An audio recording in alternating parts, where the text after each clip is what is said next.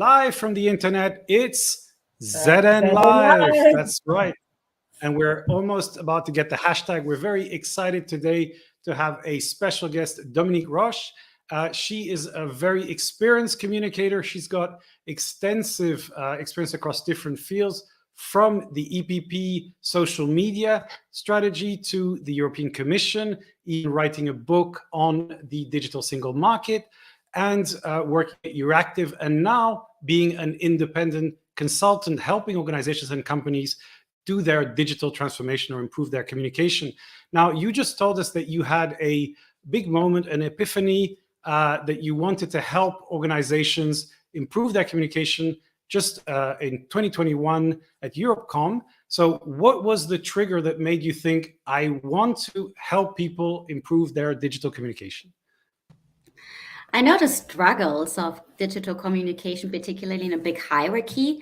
And I think that these teams do well with a couple more tools they can use to maybe make their content a bit better, and also their hierarchy understand what good communication is all about. And that's about engaging with people as opposed to putting their image out. So I thought, this is my mandate, and I need to help those teams that really working in these offices, creating these posts to actually get the best posts and messages across. Now, do you think that the big challenge for these organizations, we're talking about the EU institutions, political organizations, is it their leadership, the hierarchy that doesn't get digital, or is it more complicated than that? I think it's two. I feel lots of them don't really get digital, and they just see it as a tool to put out their message. They don't really see that as a two-way street where you can actually engage two ways, and also how you best present your ideas and messages. It's not just about, an image and a catchy marketing claim or something. It's not advertisement. Social media is about interacting, and I feel that's often they get wrong. I feel it's just like putting out a message, as opposed to working and reflecting on what is coming back to you through the channels as well. Yeah, and I think there's maybe one, great example of this from institutions, especially, and companies too, which is, I don't know how to call this, calendarization. When you have a day or a month, we're right in the middle of Pride Month. We had Black History Month, Equal Pay Day, etc. Now, that's the moment that organizations put up a tweet or a message telling the world about their support for this. What do you think people are doing right, and what are they doing wrong in those specific moments of communication? Yeah, I mean, first of all, I feel in communication, what we do, there isn't really altruism. So all we do is somewhat PR, public relations, and that's okay, right? So we're always kind of working to improve our image or our reach and all that. So that's fine. And we need to be aware of that. We don't post about Pride or Black History because we always feel it. But what I think what we do wrong is we treat it just like a low-hanging PR fruit we just pluck lazily, as opposed to then seeing that this is often an initiative or a day, an opportunity for people to actually get real messages across, as opposed to just upping their image. Yeah, I think it's a very challenging, and I would say it's a relatively new question, because there was a time when companies stayed away from challenging political topics, whether it's Black Lives Matter or Ukraine. And now it feels like everybody has to have a position and a kind of voice. And then it becomes a bit unclear whether they mean it or not. So what would you tell your clients? I mean, if you're a company or an organization, how do you get it right? I mean, what is your recommendation for the right approach to talking about these topics? There are many ways to get it right, but there are also many ways to get it wrong. So I feel one of the worst things you can do is just jumping on random bandwagons and just participate in everything. So you don't have to be Black History Month, Equal Pay Day, Pride, environmental protection. You don't have to do all of them, because if you do all of them, you basically don't do anything right. That it all becomes empty and non-action phrases. So maybe focus on those that you can actually stand for and live. So there's no meaning in, say, you support women in high positions if you don't allow women to take out an extra day or two when their children are sick. This is just, don't support something that you don't actually live in real life. So focus on the initiatives you can actually put into real life actions that mean something to the people affected by it. This is such a good Yeah, I think point. that.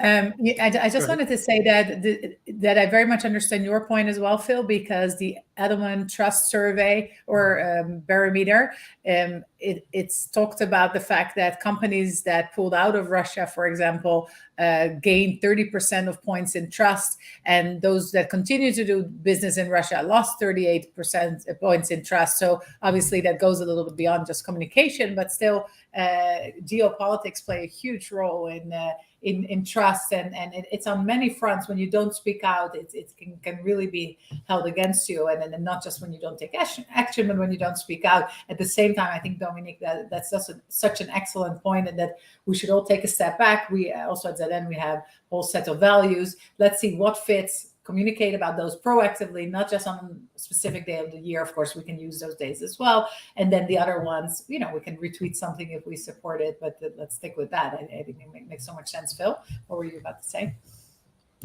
Yeah, no, I think it's the key thing, as you said, Dominique, is to connect the story to whatever resonates with your company culture and with you personally.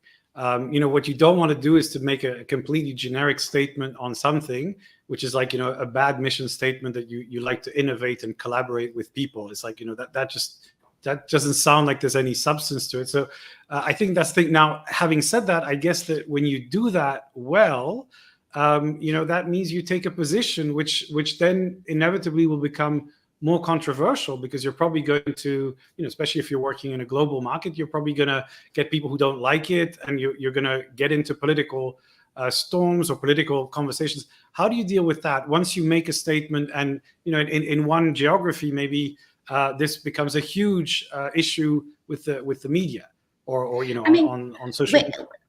When you do focus, when you say, okay, this is our topic, and when you go for it, you don't have to be perfect with your messaging. You don't have to say everything is A-okay with all the gay people. Our company is super happy. You don't have to be that. Communicate that. You can say, listen, we still get things wrong. We are trying. We are honestly trying. We are looking for feedback. We are always improving. So the message doesn't have to be, oh, we already have all our golden stars, tick, tick, these boxes. It's okay to admit that maybe there's something, there are values or a cause you like to support, but you're not quite there where you want to be. I think that's a fair point to communicate. But just one example, WordPress, I run a blog, so I see they have the rainbow logo, and I feel like, that's weird. Instead of just rainbow washing yourself, maybe do a little survey and check how many transphobic, gay-phobic articles and blog pieces are actually published through your platform. I'm not saying polling them or censor them, but just maybe for yourself, do the survey, publish it, and then maybe say something about how you want to handle it. So don't tell me you are all pro rainbow community, but allow at the same time for a lot of homophobic stuff to be published through your platform. For me, that doesn't check out. So it's okay to be critical to yourself and actually communicate that too. Yeah, and now when you're talking about good communication and good digital communication, we've been around Brussels and the EU for the last 20 plus years. And, the big issue we face a lot of times is as you mentioned, hierarchies, but even, communicators not understanding the power and the purpose of digital channels. And for us to give them importance, I think that's now something people recognize is important, and then to try to figure out how to do it in an effective way. Now, looking at the Commission and Ursula von der Leyen, how well do you think her team and she is doing in terms of social and digital communication, and of course communication in general? And what would be your advice to her? Well, first of all, kudos to the team who runs it. So I know they are being given topics and visuals and quotes, and they do the best with what they are being given. So you guys do well. But I feel it would sometimes be better if they come and ask social media first what could work, and then work on something and let they maybe take the lead in in the creating of the phrases, the images, the quotes, the threads. So I feel maybe we need to turn it around and trust the experts a little bit more. That would be great. Communication, Ursula von der Leyen, I have to say, I'm here and there slightly disappointed. I feel she can capitalize on a lot more than she does, and she leaves many opportunities left and right, and she always goes for the easiest, lowest hanging PR fruits, and that sometimes is disappointing, because sitting on the fence is basically not being left all right? So she does not many things wrong, but she doesn't really do many things right either.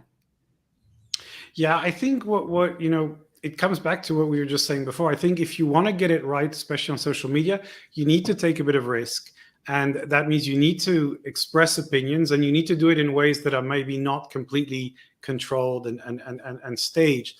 And what I see a lot coming out of the Commission is very corporate communication. We're on stage with a microphone and a backdrop.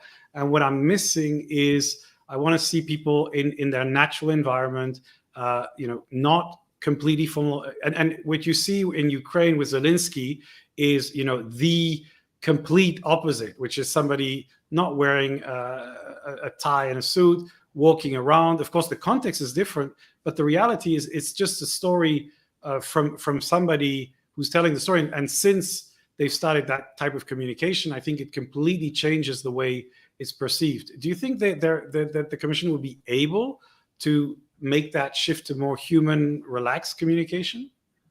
I hope so. I feel that there was one great opportunity that I feel they missed out on. So when Corona started, and I'm sure all you Brussels geek have noticed it too, she was on the phone a lot. She was calling all minister presidents and governments around the world, and we saw her on the phone all the time. So it became somewhat a running gag. It was like, wow, this woman is always on the phone.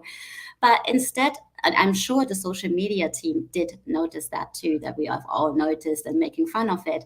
But instead of actually running with it and actually giving her a little bit of sort of like a tongue-in-cheek or eye-wink sort of human face of getting ridiculous kind of phones in sometimes and just phoning her dad or, her children or something, running with it, they just brushed it aside, ignored it, and just went on with this sort of safe political image. And I feel this is a shame, because you always want to connect to the person. And I feel Ursula von der Leyen is not really, through the channel, someone really likable or approachable. She's just also very replaceable. Who is Ursula von der Leyen? It could be just someone else doing exactly the same.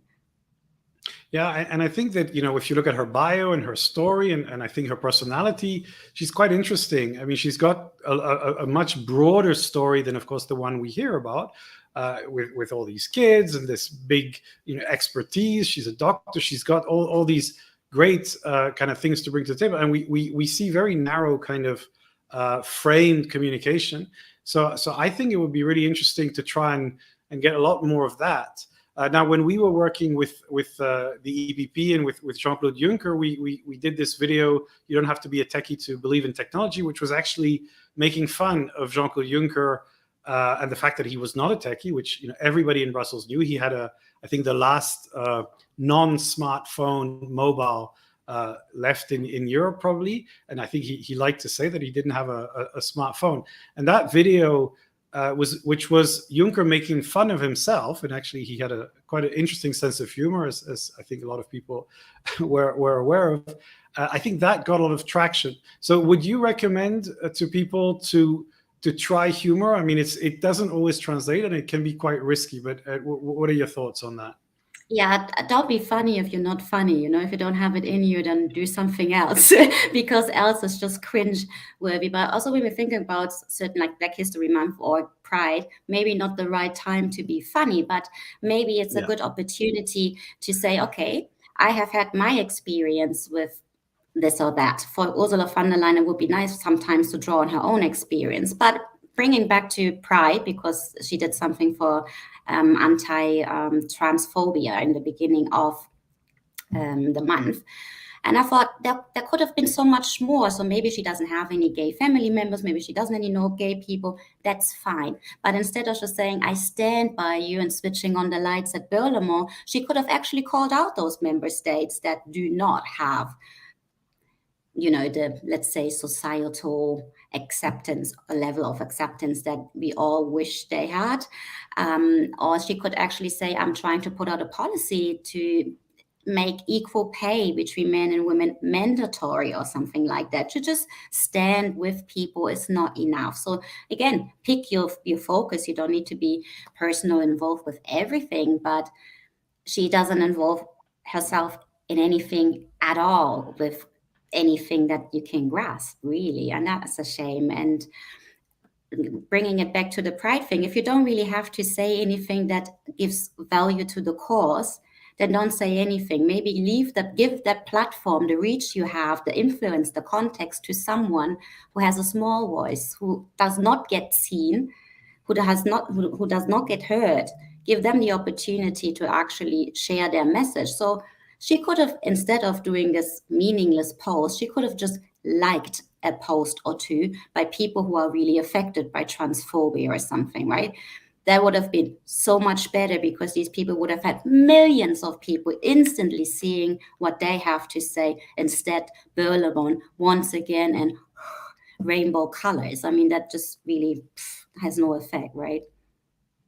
Yeah, I think it's interesting. I mean, the first thing is I think that having a public position at least shows the world that you're saying something, that you believe in something, which is, I would say, probably better than not doing it at all. But I completely agree with you. I think what you then need is to be much more creative in how you're going to start telling those stories. And I think that with I remember Donald Tusk doing some great work on Instagram with some pretty kind of fun and pretty provocative posts and things like that. So I think that people can do this quite successfully. I don't think there's any constraint that stops them from doing them. So do you think maybe it's about the personality of the individual, or do you think it's about the institutional framework in which they operate? That what stops them from being? It's the individual. We need to educate them a bit. I mean, she could have also maybe invited a couple of organizations that work on these issues for many, many years that are experts. You could have just invited them to Berlemon and taken a picture with them, getting their handles out there. So she could have actually used all that without actually positioning herself with her own statement, but she could have lent these people her platform. And we can also do that with our channels, whatever other accounts you manage with your company. And that I find is a bit disappointing, that people making it about themselves. And we have to remember that on the internet, you can only consume so much input, right?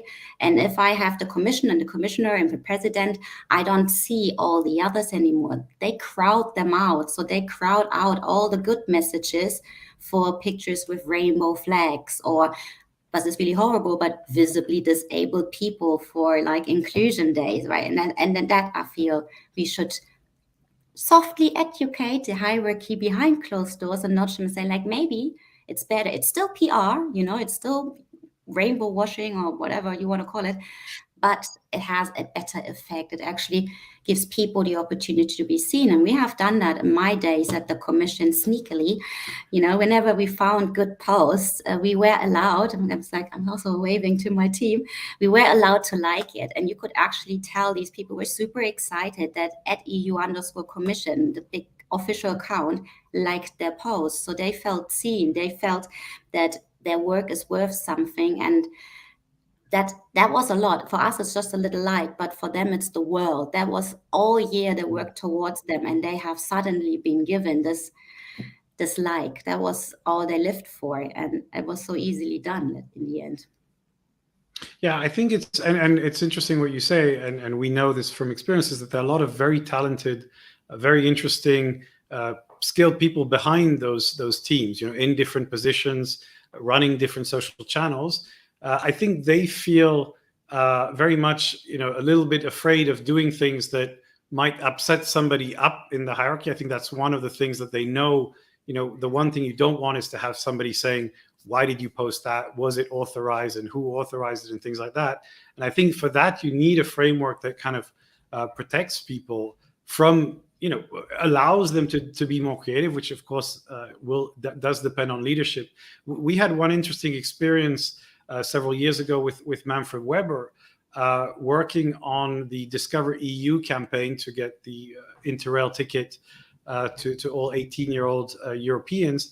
And a lot of the filming we organized was to get him in a train station, on a train, talking to young people. And he was really good in that context. I mean, I much prefer Manfred Weber or a politician talking to someone than making a speech, in front of a camera, which I find they become then very frozen. And they're perfectly articulate, but it's much more interesting to see them interact with people. And we had, at some point, Manfred Weber talking to 5 young people who had just been on an Interrail, and he was really excited about that. He liked traveling, he liked trains, he liked the Interrail experience. So I think that's a good moment, and I think that what we, as communicators, we probably need to do is to just help set up those experiences. Do you get the opportunity with your clients to try to tell them to take a risk and to do things they haven't done before? Have you been successful at doing that in your recent career? It's harder to do when you are in everyday's life. We are really reactive sometimes, particularly with those political topics. But those calendar events, that things that are said like Pride or History or Eco-Payment, something you can prepare. I said, why don't you reach out to people, organize a talk, maybe do a account, almost like hijack, where someone takes over your account and posts something. Yeah. So, and they were like, oh yeah, these are good ideas.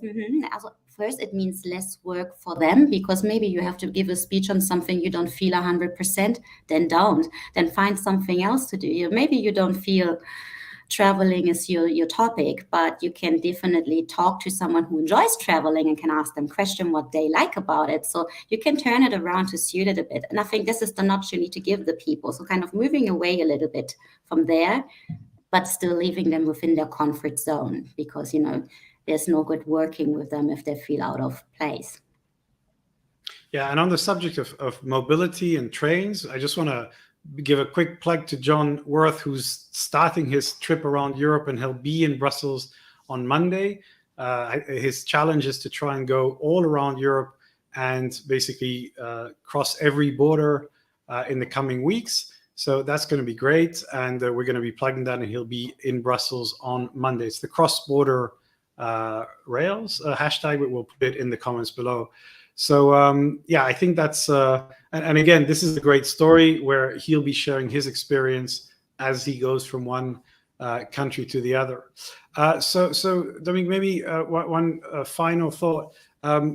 First of all, what would you say is the one thing communicators need to do better when it comes to communication, especially on digital, and do better now in this hopefully post-COVID environment? What's your kind of big advice to EU communicators in the digital space? Do less, do better. So you don't have to be dancing at every party, but the ones you go to, make sure you're the star. So that's a tweetable quote. So that's fantastic. We will be sharing this online. Thank you so much for being with us. Have a fantastic weekend. I think sunny weekend in Brussels, at least. I don't know what's the weather like in Berlin, but I hope sun. Well, there you go. It's going to be a sunny weekend all around. So thank you so much, and have a great weekend. Bye-bye. Thank you for joining us. Bye.